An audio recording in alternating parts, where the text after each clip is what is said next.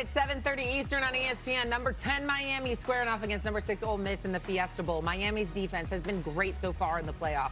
In 2 CFP games, Miami has sacked Texas A&M and Ohio State 12 times, already the second most by any team in a single season.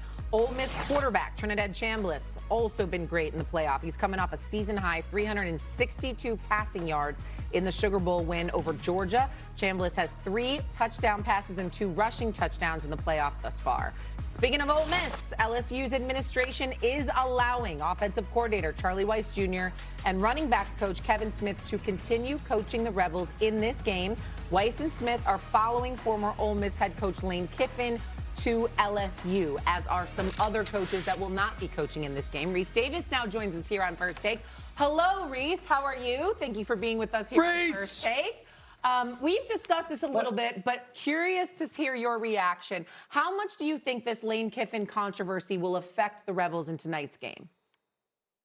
Apparently not as much as I thought. I thought when adversity faced them against Georgia that they would likely splinter given all of the disruptions and interruptions they've had and continue to have in their staff meetings and team meetings and so forth, but they didn't. Instead, it galvanized them. So I really don't think it's going to impact them a ton. And I also think they are sick to death of talking about Lane Kiffin, of hearing about Lane Kiffin, and they just want to play football. And the guys who are there, the coaches who remained, and the 2 who are doing yeoman's efforts in trying to juggle both jobs have been able to focus on that to a large degree when they're not being interrupted to do their other task. So I don't think it's going to impact them at all. I expect Ole Miss to play very well tonight against a formidable Miami team that I think can win the national championship. Yeah, well, the first thing is, Rece, you are amazing at your job. I just want to tell you that. Like, absolutely fantastic, phenomenal at your job. Which obviously makes me very upset that this is the first time I'm seeing you this year, Rece. I miss you. I miss you. I mean, what's up? Yeah, so that's the first thing. Love listening to you. Honored to be on here with you today. What Ole Miss is doing, the first part of it is, a lot of that is owed to Lane Kiffin. This coaching staff was put together by Lane Kiffin.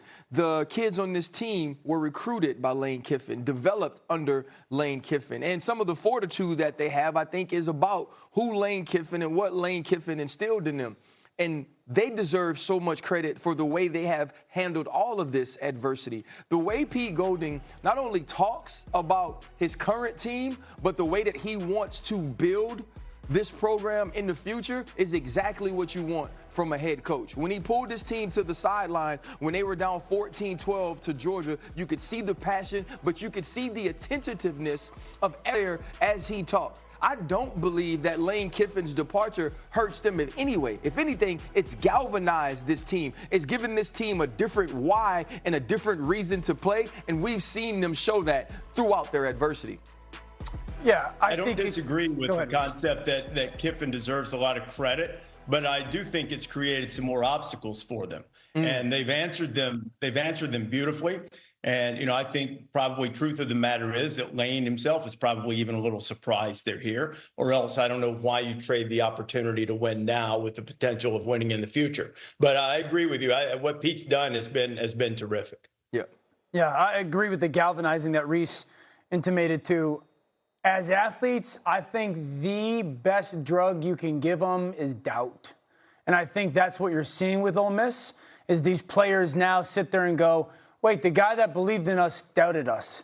And again, I don't want Lane Kiffin going to LSU. A lot of football people sit there and say, yeah, I get it. It's a place that's got richer talent pool, and it's LSU. So go. But there is a reality where as an athlete, a year ago, 2 years ago, 3 years ago, you hand-selected me. And you told me and sold me the dream that I would go to LSU or Ole Miss and we would win and we could do something that hadn't been done, and you chose me to be a person to go do it with. And then you said you're not good enough. And I think that is a real thing for athletes, that once you internalize that coach going, I like those guys better, or I think those guys I could do it with easier, that's an intoxication for an athlete that is hard to replace. And I think you've seen it over the past couple of weeks with Ole Miss. I think you're seeing it from a national perspective of there's a lot of people rooting for Ole Miss just because there's the villain element of Lane Kiffin attached to this story in some people's eyes right now. I think that's a huge thing and a positive for the Ole Miss players. It has been. I think it continues to be. If all of those things are as palpable as all y'all say it is, Miami's in trouble. I would say to you that I don't feel for 1 second that Lane Kiffin departed from Ole Miss for LSU because he said, these players that I have here are not good enough.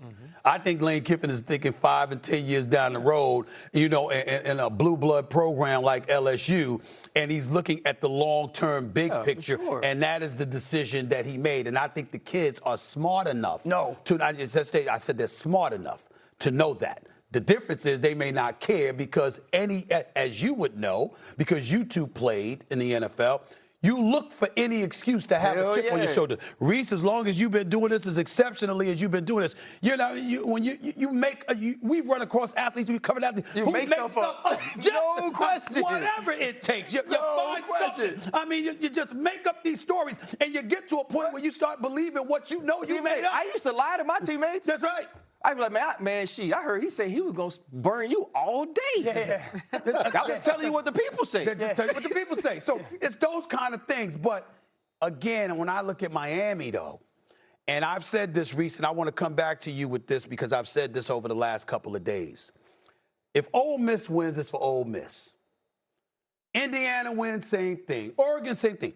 If Miami wins, I think that it creates something in college football that we've been waiting for a long time. Finally, we get to stop talking about the SEC and the Big Ten all the damn time. And now, all of a sudden, the team outside of one of those two conferences brings home the chip. I think Miami winning does more for college football than any of these other programs winning. To that, you say what? I say that Indiana probably does as much. Ole Miss to a degree, but I would say Indiana does just as much because they've been down for so long. I mean, until this year, they were the losingest program in the history of the sport. But I understand what you're saying. Miami would sort of ascend into that Clemson role as the other powerhouse on the outside, a different conference. And finally, Mario Cristobal's tired of hearing bring back the U. He's wanting to say, what's the U going to look like? It sort of restores the U. So it gives you another juggernaut. But I think Signetti said it the other day, maybe Indiana's the new emerging juggernaut. So I think you can't discount what it would mean to college football if Indiana won the national championship. Thank you, Rece. I've been trying to say this for the entire week. I did go to Indiana, so I appreciate you echoing my sentiments. You're like clapping for the ACC. I love them both so much for the job they do. They're both wrong. They're both wrong. That's what I was getting ready to say. Rece? I can't believe Rece is wrong. Rece is always right. This is the first time. Tell us you to That's win. rude. You absolutely right, Rece. And that ain't going to never change. He's crazy. He's crazy. All right, Rece. Well, we really appreciate you taking the time. Have fun tonight. Have fun tomorrow. We are so excited. It's the best few days of college